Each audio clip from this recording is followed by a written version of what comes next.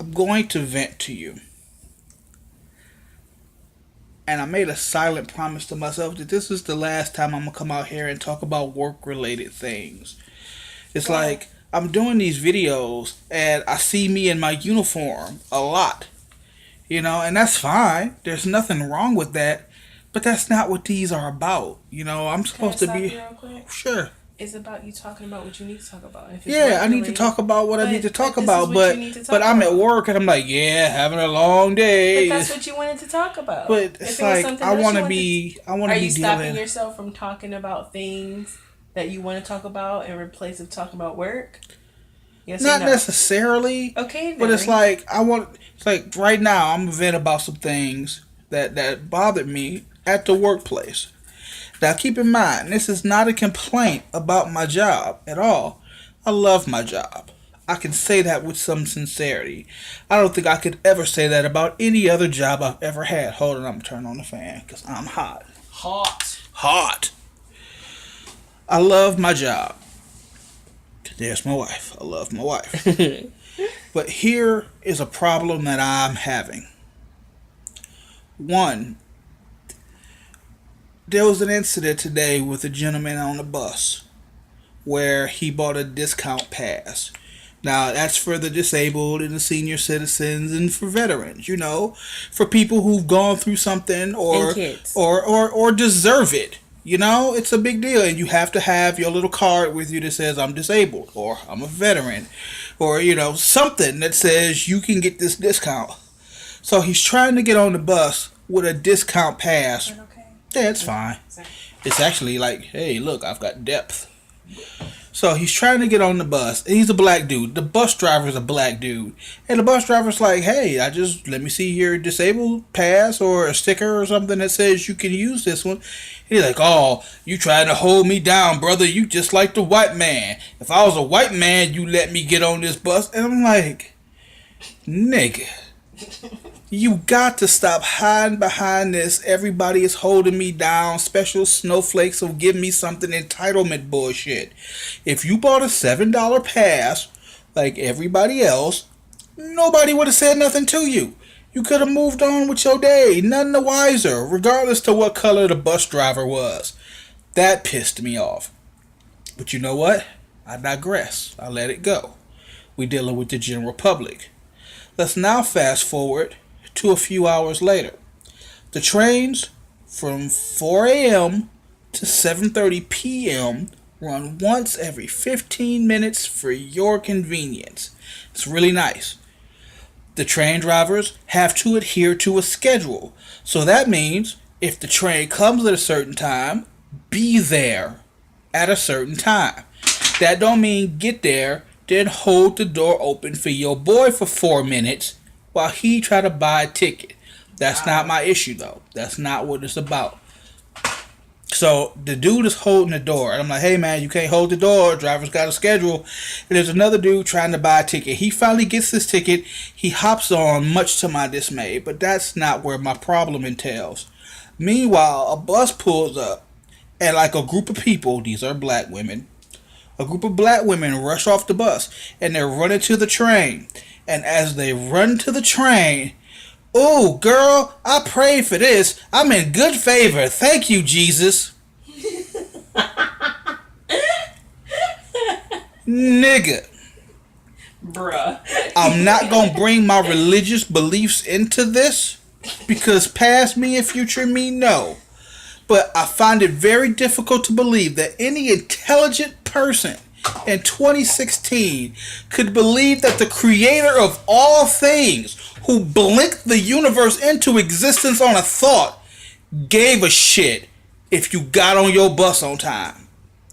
He not worried about the starving people in Africa. He not worried about the homeless problem. He not worried about that new insect that burrows into the eyeballs of children just to blind you.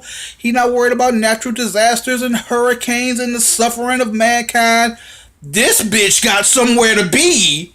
Let me hold everything up Wait, hold so on. she gets there on You time. wouldn't call her bitch. You would call her my child. Oh my That's god. crazy. That it just irked the fuck out of me. Look, whatever your religious beliefs is or your religious beliefs, but you cannot believe that Jesus is just standing by at the start. Hope somebody needs something today. Hope somebody pray. I sure want to go down there and stop a bus. I sure want to hold the door open so the light rail is off schedule about 30 seconds. It's like, what about the bus driver who prayed, man? I hope I keep my schedule. Fuck his prayer, right? You know, maybe if God was like, oh man, she has somewhere to be. Let me just teleport her there with my power. Right, yeah. If she blinked and suddenly she was at her appointment with a pocket full of money. Oh, shit. Thank you. Wow. Like, but the idea that a couple of juveniles held the door open for his boy so he could buy a ticket, and that was God's way of helping you out? Really? But I digress. We move on to my final incident of the day. There's a young gentleman in a KFC uniform. I see him coming. He trying to buy a ticket. He's on the up and up. It's all good. I'm in the midst of a conversation with an elderly gentleman who won't stop talking to me about his fishing boat.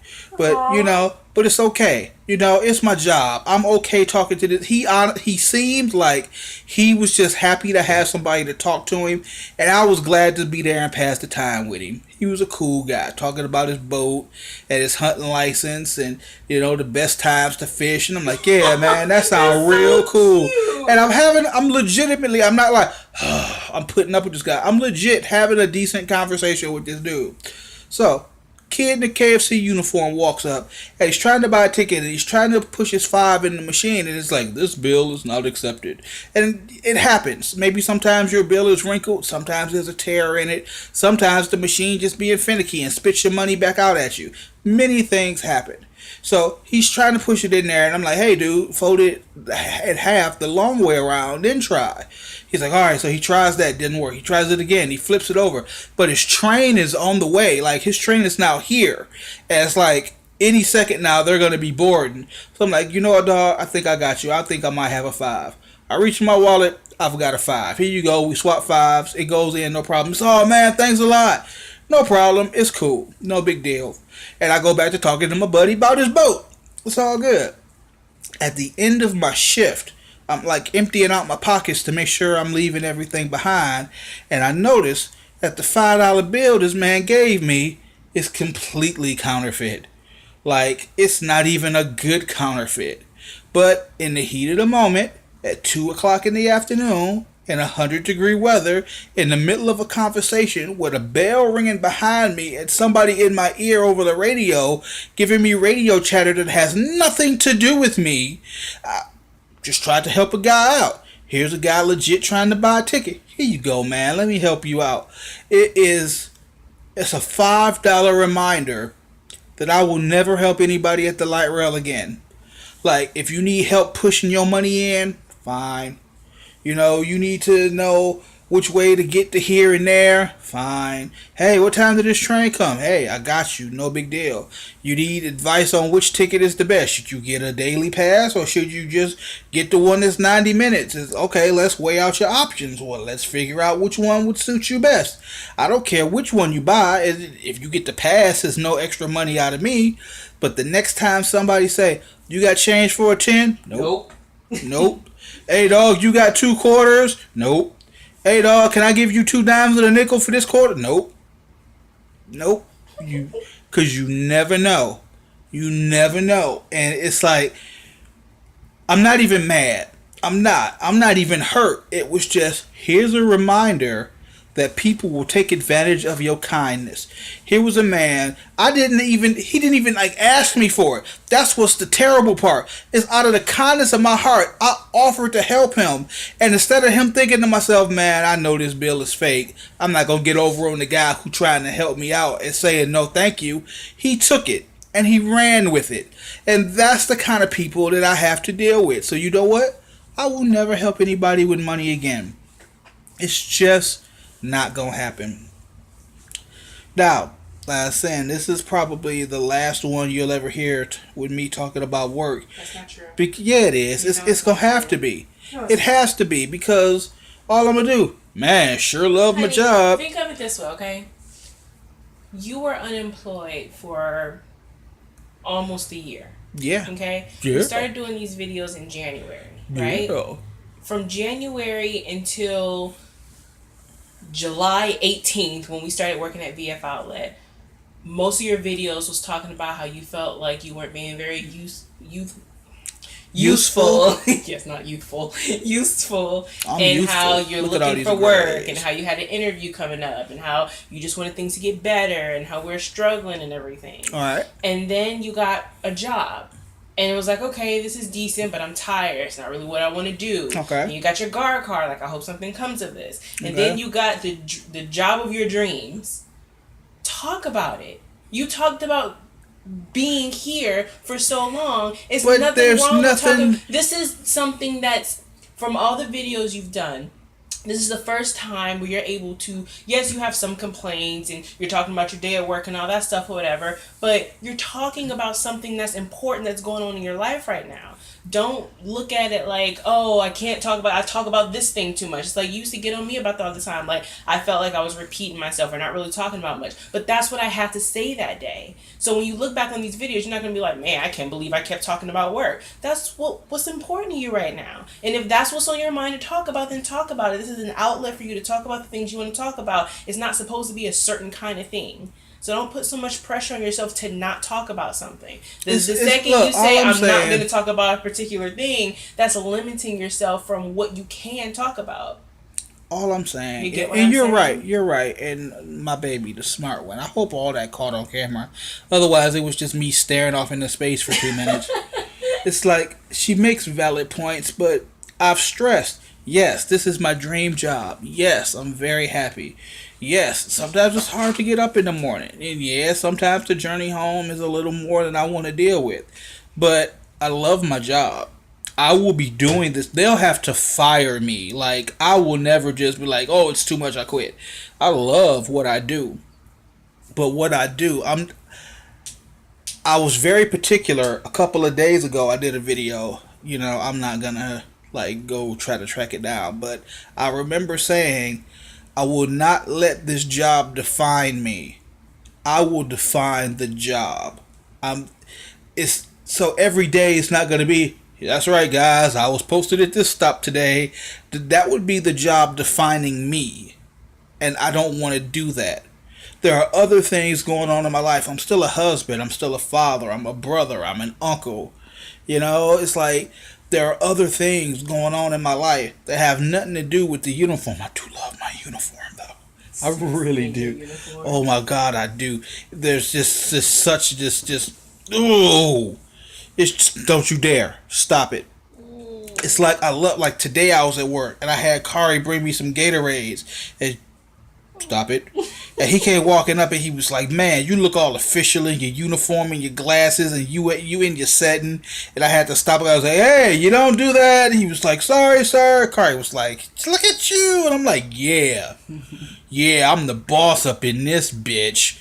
It's like I walk up and people just start whipping out their passes. Here you go, sir. Here you go, sir. I'm like, thank you very much. It's like sometimes I forget I'm a big burly dude. It's just because it's me. I know who I am.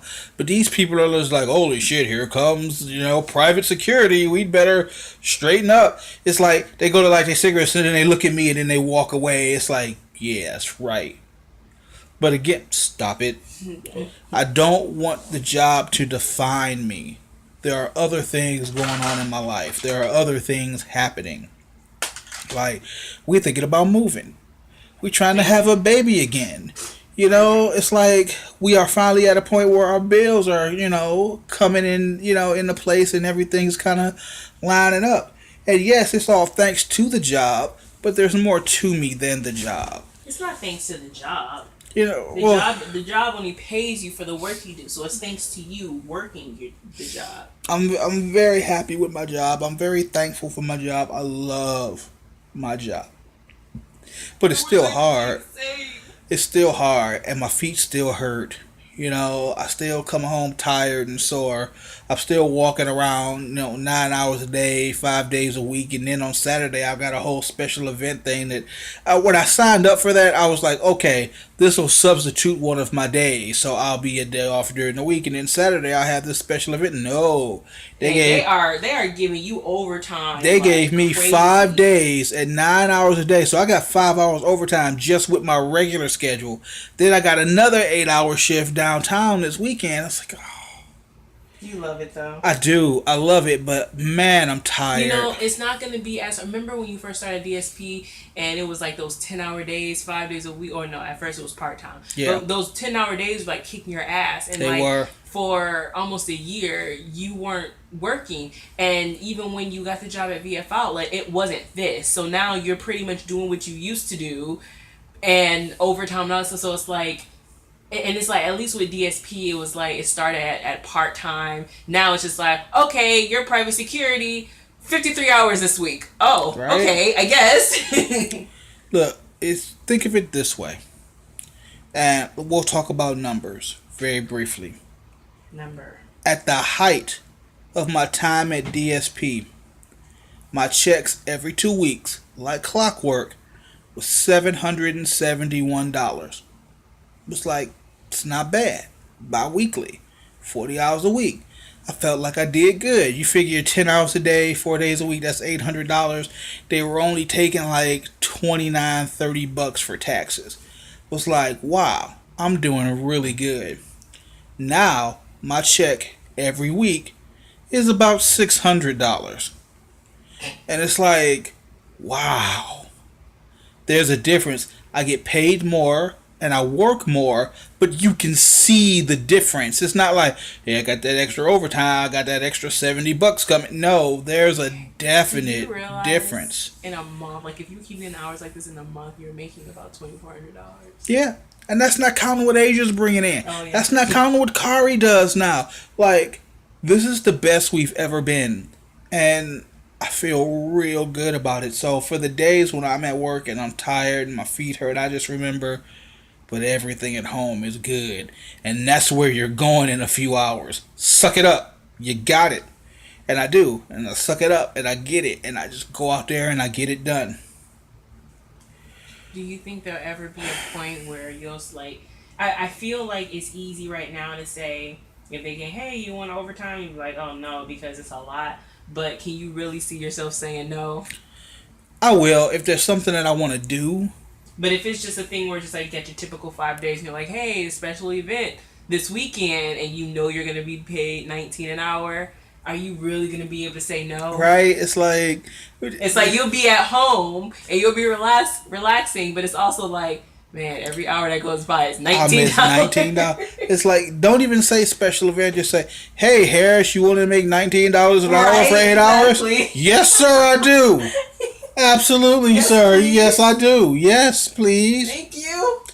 Like, I was supposed to work this past Saturday, but when I got to the meeting, they were like, hey, we noticed that logistically, if we let you work this day and then Sunday, we'll have to pay you double on Sunday because you'll go over the maximum allotted amount of days that you can work before we can pay you double. $24 an hour. Don't go. I was like, so I just got the day off. They're just like, yeah, you got the day off. Just go home. And I went home and I was like, yeah, I got the day to myself. But then I was like, I'm supposed to be making $24 an hour today. Funny? You know why they said no? Because that's over the amount that they're really supposed to pay you, which is $22. Yeah, and they were just like, no, we can't do it. So we got to save this for ourselves. I enjoy what I do quite a bit. And it's been real nice being stationed at my station. Like this morning, I got up at like 5:40, was out the door by 5:55. I was 15 minutes late. I was just strolling, How? Because I was taking my time. But it didn't matter because when I got there, there was one person at the light rail. Like everything was just... Wait, what about signing in? I just signed in. It's just a piece of paper. Oh, so you just said you were there. Hey, I got here at 6. Wasn't nobody there to check.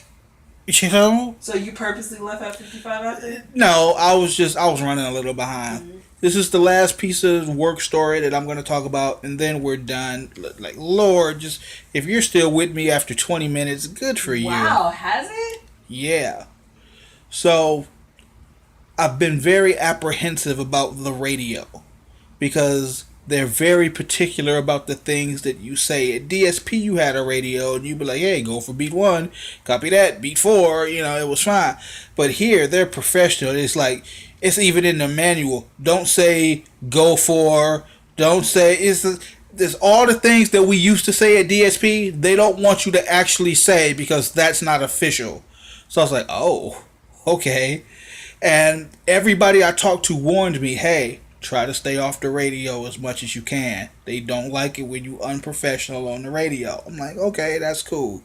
But I get a lot of chatter back and forth as the trains are talking to the base, and they're trying to coordinate so trains don't run into each other. I get it, no problem. But me as a guard, I don't need to hear all of that. So apparently, and I didn't know this until today, if you work at a particular station, there's a particular channel you need to be on. So when I got to work, I just put it on that channel. Lo and behold, this is a new station for me. I didn't know I was supposed to be on a different channel. So they're calling me on the radio to do stuff, and I'm not answering. So my supervisor rolled up on me. He was like, hey, is your radio working? I was like, yeah, radio is fine. He's like, oh, you're on the wrong channel. Damn. Okay, no problem.